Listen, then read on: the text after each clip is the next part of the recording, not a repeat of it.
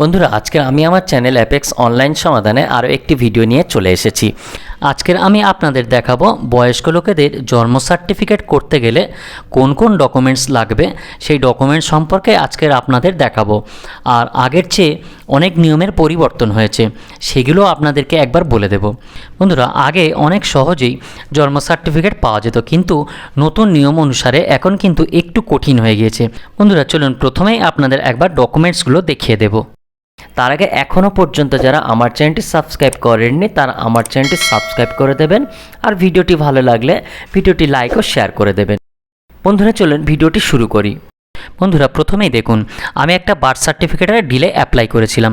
সেখানে আমি class 8 pass certificate দিয়েছিলাম, কিন্তু 8 পাস সার্টিফিকেট দেওয়ার পরে কিন্তু আমার অ্যাপ্লিকেশানটি সেন্ড ব্যাক করেছে। সেই সেন্ড ব্যাক মেসেজটি দেখুন।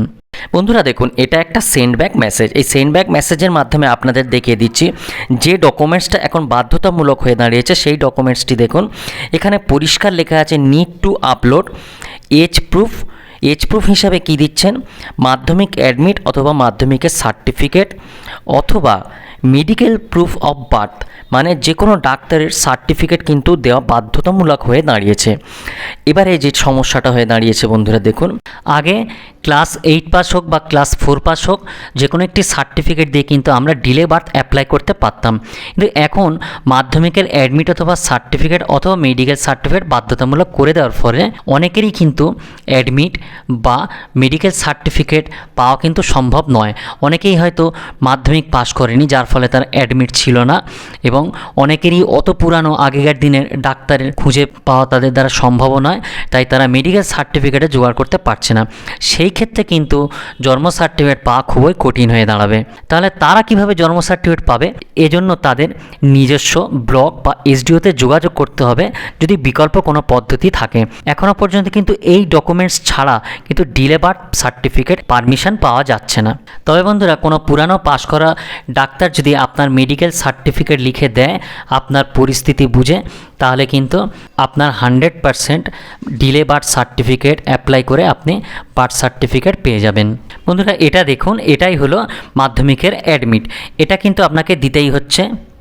এবারে এটা দেখুন, এটা হলো মেডিকেল সার্টিফিকেট। যদি মাধ্যমিকের অ্যাডমিট না থাকে তখন কিন্তু আপনাকে মেডিকেল সার্টিফিকেট দিতেই হবে, আর মেডিকেল সার্টিফিকেটটা আপনারা এই ফরম্যাটে লিখে নিতে পারেন, এবং এটা কিন্তু পাশ করা ডাক্তারকে দিয়েই মেডিকেল সার্টিফিকেটটা লিখতেই হবে, যাতে তার মেডিকেল সার্টিফিকেট লেখার সময় যেন রেজিস্ট্রেশন নাম্বারটি অবশ্যই লিখে দেয় এবং তার জন্য রেজিস্ট্রেশন নাম্বার থাকে, এমন পাশ করা ডাক্তারের থেকে মেডিকেল সার্টিফিকেটটা নিতে হবে।